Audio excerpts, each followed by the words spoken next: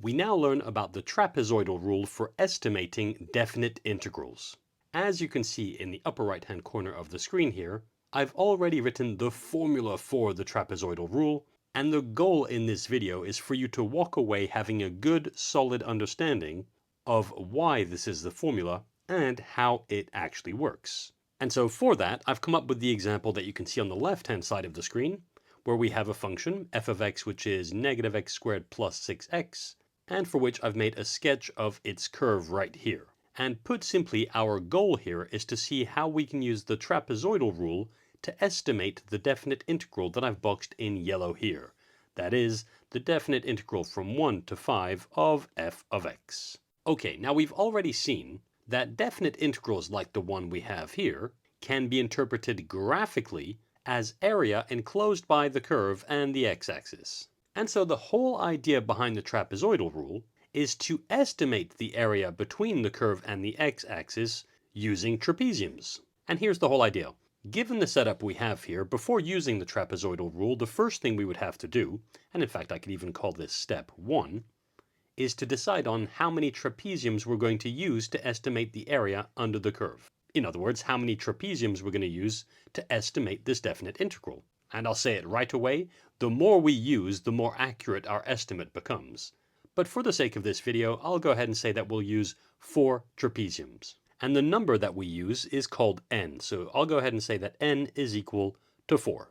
Okay, now that we know that we're going to be using 4 trapeziums, or trapezia, to estimate this definite integral, we're going to determine the step size. And what that is will become clear in just a minute. But the step size is what we call h, and it's what's given to us right here. H is equal to b minus a over n. And I'll quickly write that here. So the step size, which is h, will be equal to, so b minus a, where b corresponds to the upper limit of the integral and a corresponds to the lower limit. Well, in our case, the upper limit is 5 and the lower limit is 1. So the step size h for this particular integral would be 5 minus 1 over n, which we just said was 4. And of course, 5 minus 1 is equal to 4, so this becomes 4 over 4, which is just 1. So n is equal to 4 and h is equal to 1. And I'll go ahead and box those two results. Now that we have these two values, let me illustrate what we know so far on my sketch here. So remember, this definite integral is technically equal to the area enclosed by this curve and the x-axis between x equals to 1 and x equals to 5. So that's this area I'm hovering over right now. But as we said with the trapezoidal rule, instead of calculating the area directly, we're going to estimate it using trapeziums. And what the step size h is actually telling us is the width that each trapezium will have.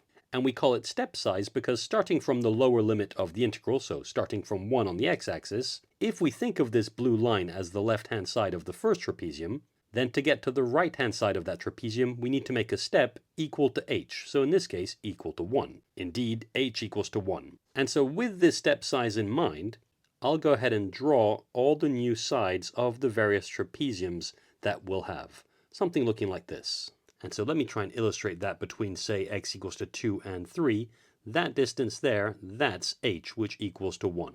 All right, now the idea is, by joining the top ends of each of these line segments that I've drawn here, we'll form the 4 different trapeziums that we're referring to here. So that's the first one, that's the second one, the third one, and the fourth one here. There we go.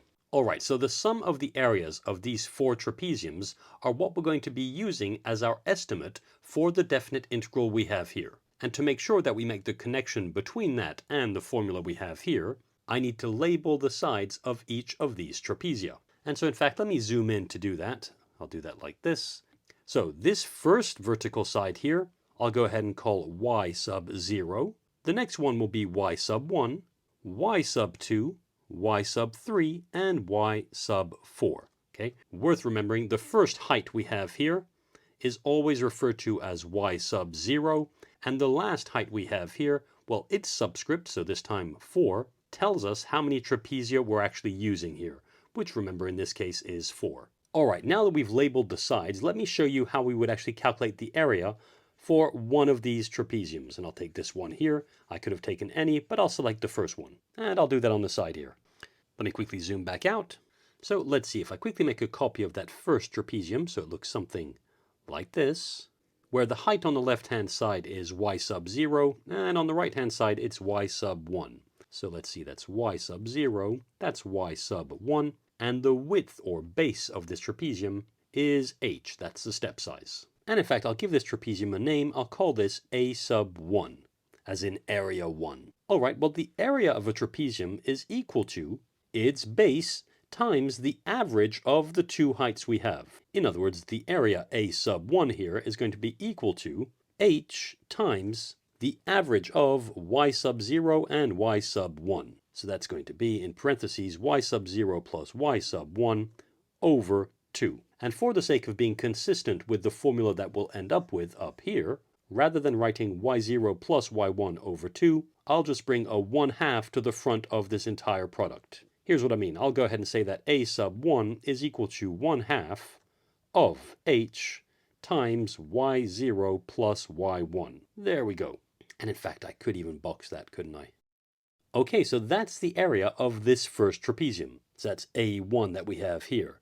And if I label all of the trapezia in a similar way, the second one here would be A2 or A sub 2. We'd then have A3, and of course we'd have the last one, A4. Now, each of the trapezia we have here will be calculated with this formula. The only difference we'll see are the y values that we have inside this pair of parentheses. Indeed, for the first trapezium we have here, the y values are y0 and y1, but for the second trapezium we have, the y values will be y1 and y2. For the third, they'll be y2 and y3, and last but not least, for A4, the fourth trapezium, the y values that we'll have inside the parentheses will be y3 and y4. And holding on to that thought, let me quickly write something. The idea behind the trapezoidal rule is therefore that this definite integral, and in fact I'll quickly write it, the definite integral from 1 to 5 of our function f of x, is approximately equal to the sum of these four areas. So that's a1 plus a2 plus a3 plus a4. But now, if we actually write out what a1, a2, a3, and a4 are equal to using the formula that we boxed here as our reference, it becomes the definite integral is approximately equal to 1/2 of h times y0 plus y1 plus 1/2 times h times y1 plus y2. We add to that the third trapezium, which will be 1/2 times h times y2 plus y3, and finally we add the fourth trapezium, which would be 1/2 times h times y3 plus y4. And so hopefully that's clear. This corresponds to the first area. This corresponds to the second. We then have the third trapezium and the fourth one here.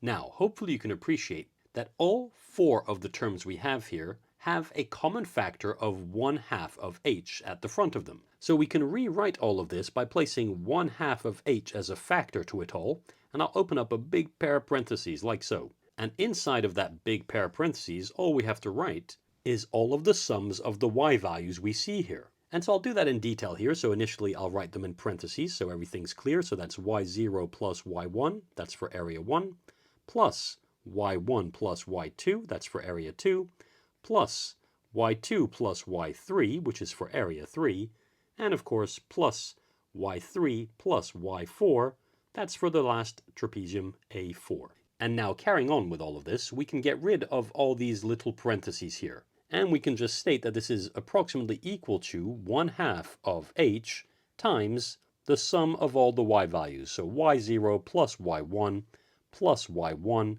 plus y2 plus y2 plus y3 plus y3 plus y4. And looking at what we have inside this pair of parentheses here, we notice that we have 2 times y1, we also have 2 times y2, and we have 2 times y3. y0 and y4, on the other hand, which looking back at our sketch here correspond to the first and last heights, well, they only appear once in this sum. But with that in mind, we can go ahead and rewrite this definite integral as the definite integral from 1 to 5 of our function f of x is approximately equal to 1/2 of h times y0 plus y4, So that's the first height plus the last height, plus 2 times all of the other heights we have. So y1, y2, and y3. So plus 2 times, and I'll write those in parentheses, y1 plus y2 plus y3. Done. And in fact, I'll go ahead and box that line of working there. At this stage, what we've written here matches the formula that we were given at the beginning. And my hope is this will help you understand what this formula is actually saying. And here's the whole idea. The y0 that we have here is the first height we have. The y4 that we have here is the last height we have. And looking at the formula we have at the top here, that's exactly what y0 corresponds to. That's the first height. And the yn, that corresponds to the last height, or the last y value. On the other hand, y1 plus y2 plus y3 here, well, y1, y2, and y3, those are all the middle heights that we have on our sketch. In other words, we have y1 here, y2 here, and y3 here, which definitely correspond to the middle heights here. And this y2 is looking a little bit too much like a v2, so let me quickly change that. That's y2, there we go. And so in the same way that y1, y2, and y3 are all the middle heights, or middle y values, that's exactly what this y1 plus y2 plus 3 dots plus y sub n minus 1 correspond to here. Indeed, all of these y values would be the middle y values. And so when getting ready to use the formula that we have here, what really matters is that you understand that in this formula, this y0 plus y1 corresponds to the sum of the first height and the last height, or I could also say the first y value and the last y value. And all the y values that go inside this pair of parentheses that's being multiplied by 2, well, those are all the middle heights or middle y values we have. And of course, the h that we have here, well, that's the step size we chose based on the number of trapezia we chose to use to estimate the integral. And I should say, h will often be given to us in exams. So we often won't have to think of how many trapezia we need to use. It'll simply be given to us. Okay, so this sketch, all this working, and the result we have here hopefully give you some understanding of what this formula is actually saying. And at least when you get started learning about this method, I would recommend that you make a sketch like the one I did here. But do not go through all of this working every single time. Okay, so at this stage I think we're ready. Let's go ahead and see how I would use the result that we boxed in green here to estimate this definite integral. Well, the key thing I need to do here is calculate all of these y values. And to calculate each of these y values, all we need is the function that we started off with, f of x. Indeed, if I start with y sub 0, the first y value, well, that's going to be equal to f of x evaluated at x equals to 1. That was the lower limit of the integral. So y sub 0 is equal to f of 1, which would equal to, well, negative 1 squared plus 6 times 1. And you can go ahead and check, but that's equal to 5. Similarly, for the second y value, so y sub 1, well, given that the step size was 1, that's going to equal to f evaluated when x equals to 2. So y sub 1 is equal to f of 2, and let's see, that will equal to negative 2 squared plus 6 times 2. And again, you can go ahead and check, but you should find that's equal to 8. Carrying on, we need to find y sub 2, which will equal to, well, y sub 2 is this height here, which will equal to f evaluated at 3. So y sub 2 is equal to f of 3, and that's equal to negative 3 squared, which is 9, plus 6 times 3. And by all means check, but that will be negative 9 plus 18, which gives us 9. We'll then have y sub 3, which is this height here, which corresponds to f evaluated at 4. So y sub 3 will equal to f of 4, and that will equal to negative 4 squared plus 6 times 4, which becomes negative 16 plus 24,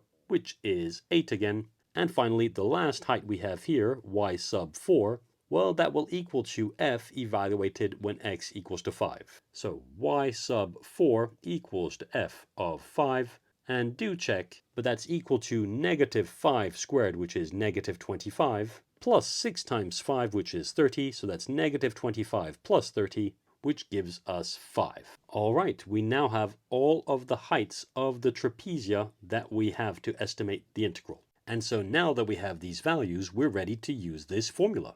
Indeed, we can go ahead and state that the definite integral from 1 to 5 of f of x is approximately equal to, so it's 1/2 times the step size. Remember, that's 1/2 times h. And our step size here was 1. So that's 1/2 times 1 times, in parentheses, the sum of the first and the last height. So that's y0 plus y4 here. And that's what the formula is telling us to do here. So let's see, the first height is 5, and the last height is here 5 as well. So we'll have 5 plus 5 plus 2 times the sum of all the other heights. So that's 8 plus 9 plus 8. So let's quickly write that out. That's 8 plus 9 plus 8. And I close the parentheses like so. And now that that's done, all that's left to do is calculate. And by all means do check, but when I enter all of this into my calculator, I find that the right-hand side here is equal to 30. And so we can go ahead and state that the definite integral from 1 to 5 of f of x is approximately equal to 30. And we're done. We've now approximated this definite integral using the trapezoidal rule. But of course you may say that this result 30 is just an estimate. And technically you'd be right.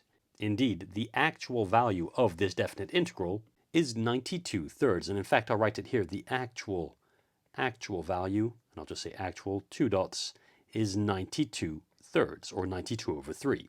And do check, but that's equal to 30.7 if we round to 3 significant figures.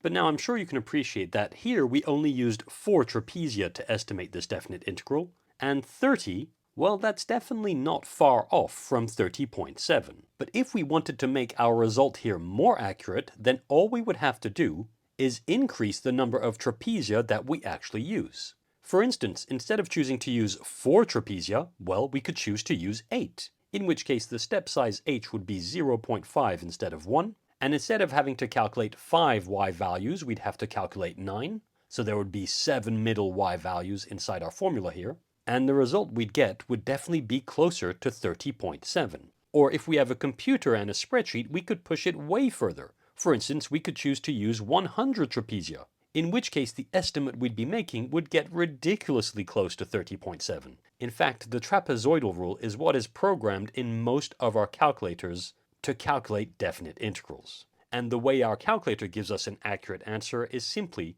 by using a large number of trapezia for every single calculation. In any case, in exams, most of the time the step size will be something like 1, 0.5, or even 0.25. The goal of the exam question being more about checking whether or not you know how to use the trapezoidal rule than it is about you getting a very accurate answer. And so hopefully this video has helped you understand what this formula is actually saying and how the trapezoidal rule actually works.